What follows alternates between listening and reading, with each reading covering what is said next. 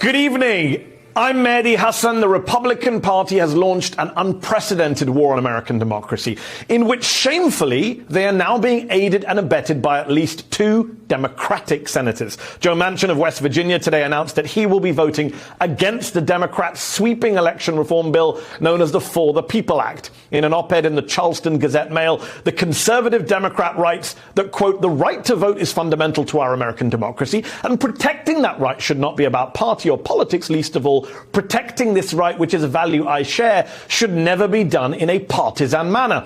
The problem is, it's already being done in a partisan manner. It's been done. At least 14 states have enacted new Republican laws this year, placing restrictions on the casting of ballots out of at least 389 bills as of mid-May in 48 states, which basically means Joe Manchin thinks voting is fundamental. He says voting is fundamental, but he doesn't want to do what needs to be done to save it.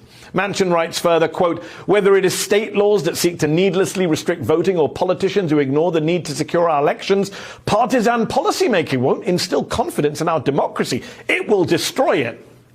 It's not partisanship. It's not both sides restricting voting or preventing the securing of elections. It's only Republicans. And it is not partisan to want to undo that damage.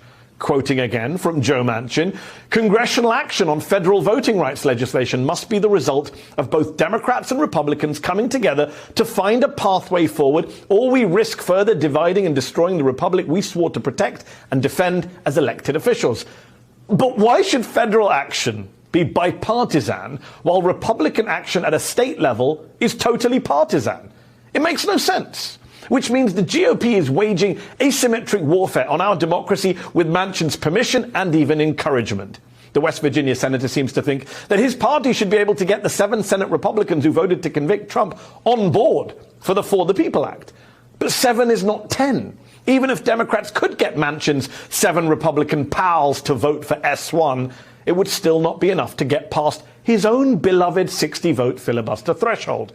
Maybe, as I've said before on this show, Manchin's just not very bright. Maybe simple math is beyond him. Maybe he doesn't understand what's happening at a state level. That may be the most charitable explanation. I would have loved to have asked him, but he's repeatedly turned us down when it comes to an interview. But even if the problem of Joe Manchin was solvable, he isn't the only problem in the Democratic caucus. I've long been a supporter of the filibuster because it is a tool that protects the democracy of our nation rather than allowing our country to ricochet wildly every 2 to 4 years back and forth between policies. The reality is that when you have a system that's not working effectively, and I would think that most would agree that the Senate's not a particularly well-oiled machine, right? The way to fix that is to change your behavior. That was Senator Kyrsten Sinema of Arizona on Tuesday during an appearance at the border with Texas Republican Senator John Cornyn.